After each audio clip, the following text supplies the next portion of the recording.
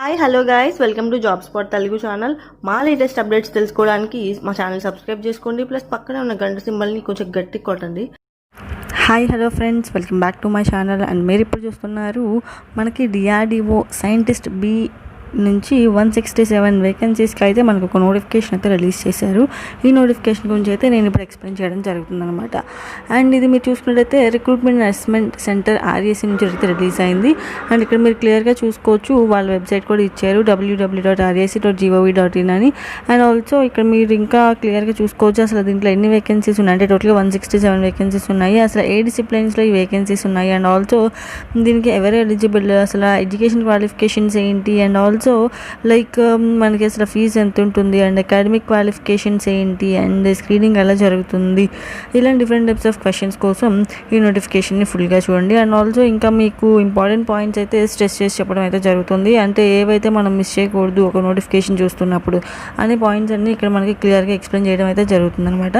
And also మీరు ఇప్పుడు కనుక చూసుకున్నట్టయితే ఈ నోటిఫికేషన్ మీరు ఇక్కడ క్లియర్గా చూస్తున్నారు, direct recruitment for the post of scientist be in DRDO for the recruitment and assessment centre దగ్గర నుంచి. ఇక్కడ మీరు చూసుకున్నట్టయితే డీటెయిల్స్లో క్లియర్గా మనకి శాలరీ చూసుకున్నట్టయితే మనకి మొత్తం అన్నీ కలుపుకొని యావరేజ్గా 80,000 పర్ మంత్ అయితే మనమైతే తీసుకోవచ్చు. ఈ పొజిషన్ కనుక మనమైతే జాయిన్ అయితే అంటే హెచ్ఆర్ఈ అండ్ అదర్ అలవెన్సెస్ అన్నీ కలుపుకొని మనకి 80,000 పర్ మంత్ అనేది వస్తుంది. అండ్ వితౌట్ అలవెన్సెస్ చూసుకున్నట్టయితే 56,100 అయితే శాలరీ అయితే మనకు ఉంటుంది. చాలా మంచి శాలరీ అనమాట. అండ్ ఆల్సో ఇక్కడ మీరు చూసుకున్నట్టయితే మనకి ఆన్లైన్లో ఇదైతే అప్లికేషన్ సబ్మిట్ చేయాల్సి ఉంటుంది. ఇక్కడ మీరు క్లియర్గా చూస్తున్నారు ఆన్లైన్ అప్లికేషన్ ఇస్ మ్యాండేటరీ అని.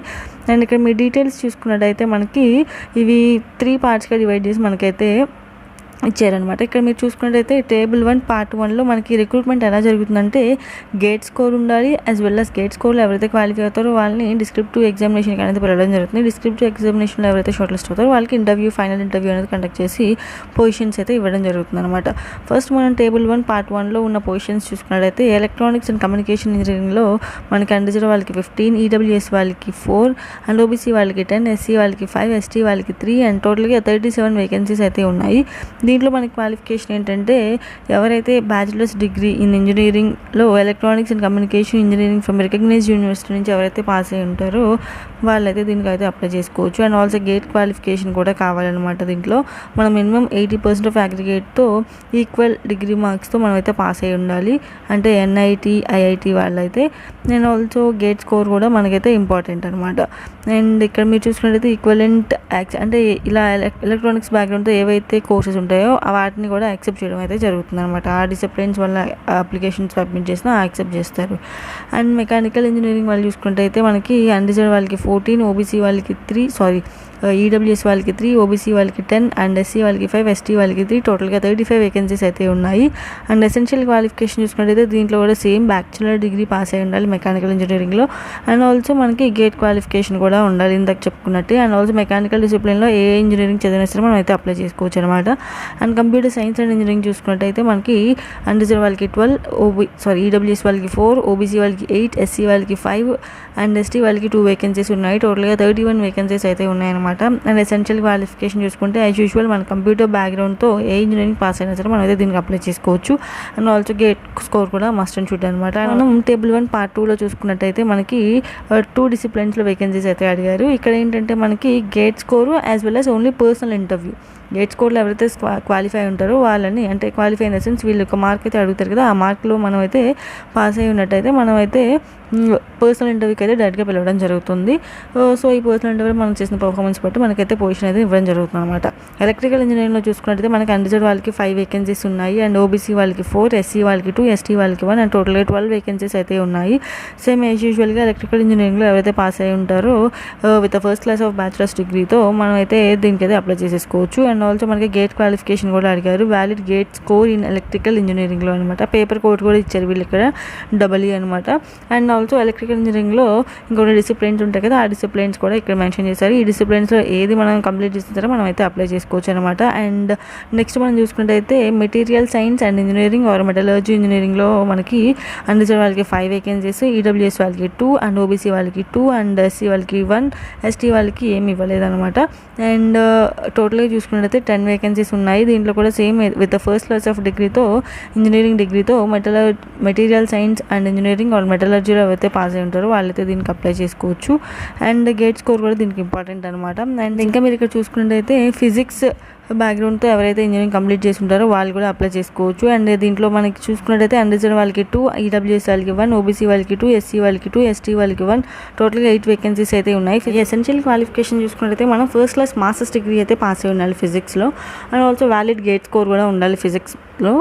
అండ్ ఇంకా మనకి ఫిజిక్స్ డిసిప్లిన్స్లో ఏవైతే కొన్ని డిసిప్లిన్స్ ఉంటాయి కదా, applied physics, solid state physics, ఇలా డిఫరెంట్ డిసిప్లిన్స్లో ఏ ఫిజిక్స్లో అయినా మీరైతే కంప్లీట్ చేసినా సరే మీరైతే అప్లై చేసుకోవచ్చు విత్ మాస్టర్స్ డిగ్రీతో. అండ్ కెమిస్ట్రీ చూసుకున్నట్టయితే అన్రిజర్వ్ వాళ్ళకి 3 వేకెన్సీస్, ఈడబ్ల్యూఎస్ వాళ్ళకి వేకెన్సీస్ ఇవ్వలేదు. అండ్ ఓబీసీ వాళ్ళకి 2, ఎస్సీ వాళ్ళకి 1, ఎస్టీ వాళ్ళకి 1, అండ్ టోటల్గా 7 వేకెన్సీస్ అయితే ఉన్నాయన్నమాట. ఎసెన్షియల్ క్వాలిఫికేషన్ చూసుకుంటే ఇందులో కూడా మాస్టర్స్ డిగ్రీ పాస్ అయి ఉంటే సరిపోతుంది ఈ కెమిస్ట్రీ డిపార్ట్మెంట్లో, అంటే కెమిస్ట్రీ డిసిప్లైన్లో. And also some chemistry disciplines ఉంటాయి కదా, వాటిలో కూడా ఏదైనా కెమిస్ట్రీ డిసిప్లైన్లో మనం మాస్టర్స్ చేస్తుంటే మనం దీనికైతే అప్లై చేసుకోవచ్చు. అండ్ ఆల్సో గేట్ క్వాలిఫికేషన్ కూడా దీనికి ఇంపార్టెంట్ అనమాట. అండ్ కెమికల్ ఇంజనీరింగ్లో కూడా సేమ్ 2 వేకెన్సీస్, అన్రిజర్వ్ వాళ్ళకి, ఈడబ్ల్యూఎస్ వాళ్ళకి 1, ఓబీసీ వాళ్ళకి 2, ఎస్సీ వాళ్ళకి 1, అండ్ టోటల్గా 6 వేకెన్సీస్ ఉన్నాయి. సేమ్ యాజ్ యూజువల్ దీనికి బ్యాచిలర్స్ డిగ్రీ పాస్ అయ్యి ఉంటే సరిపోతుంది కెమికల్ బ్యాక్గ్రౌండ్తో.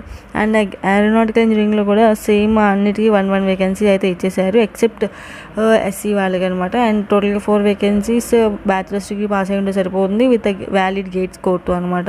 అండ్ మ్యాథమెటిక్స్కి సేమ్ అండ్ సివిల్ ఇంజనీరింగ్ కూడా సేమ్ ఉందన్నమాట. అండ్ టోటల్గా నెక్స్ట్ టేబుల్ 1 పార్ట్ 3 చూసుకున్నట్టయితే దీనికి మనకి అగ్రిగేట్ పర్సంటేజ్ ఆఫ్ మార్క్స్ నెట్లో మనం క్వాలిఫై ఉండాలన్నమాట. సైకాలజీలో 4 వేకెన్సీస్, అన్రిజర్వ్ వాళ్ళకి, ఈడబ్ల్యూఎస్లో 1, అండ్ ఓబీసీలో 2, అండ్ ఎస్సీలో 2, ఎస్టీలో 1, టోటల్గా 10 వేకెన్సీస్ అయితే ఉన్నాయి. మాస్టర్స్ డిగ్రీ ఇన్ సైకాలజీ చేసి ఉండాలి. And also valid net qualification కూడా ఉండాలన్నమాట. అప్లికేషన్ ఫీజు చూసుకున్నట్టయితే మనకి 100 రూపీస్ పే చేయాలి. And also SC, ST, women, PWD candidates ₹1 కూడా లేదు. అండ్ ఏజ్ లిమిట్ చూసుకున్నట్టయితే అన్రిజర్వ్ వాళ్ళకి 28 ఇయర్స్, ఓబీసీ వాళ్ళకి 31 ఇయర్స్, ఎస్సీ, ఎస్టీ వాళ్ళకి 33 ఇయర్స్ అయితే ఇచ్చారు. అండ్ ఇది మనం ఆన్లైన్లో అప్లై చేసుకోవాలి. వాళ్ళ వెబ్సైట్ కూడా ఇచ్చారు rac.gov.in అని. అండ్ ది ఫ్రెండ్స్ ఇంకా మీకు ఇక్కడ సెలెక్షన్ ప్రాసెస్ అంతా ఇందాక చెప్పాను కదా, ఏ టేబుల్ వైజ్గా నేను చెప్తూ వచ్చాను. సో సెలెక్షన్ ప్రాసెస్ కూడా మీకు అర్థమయ్యే ఉంటుంది. అండ్ డాక్యుమెంట్స్ మనం అయితే కొన్ని అప్లోడ్ చేయాల్సి ఉంటుంది మనం అప్లై చేసేటప్పుడు. అండ్ ఇంకా సెలెక్షన్ క్రైటీరియాస్ కూడా ఇందాక నేను మెన్షన్ చేశాను. అండ్ ఇది ఫ్రెండ్స్, ఇంకా మీకు ఏమైనా డౌట్స్ ఉంటే ఇక్కడ జనరల్ ఇన్స్ట్రక్షన్స్ కూడా ఇచ్చేసారు, అవి కూడా ఒకసారి చదివితే మీకు మొత్తం క్లారిటీ అవుతుంది అనమాట. అండ్ లాస్ట్ డేట్ కనుక మీరు చూసుకున్నట్టయితే మనకి July 10, 2020 లోపు మనం అయితే అప్లై చేసుకోవాల్సి ఉంటుంది. అండ్ ఇది ఫ్రెండ్స్, ఇంకేమైనా డౌట్స్ ఉంటే మీరు ఒకసారి కామెంట్ బాక్స్లో కామెంట్ చేయండి, నేనైతే రిప్లై ఇస్తాను. And thank you friends, thank you for watching, and please do subscribe to my channel. Thank you.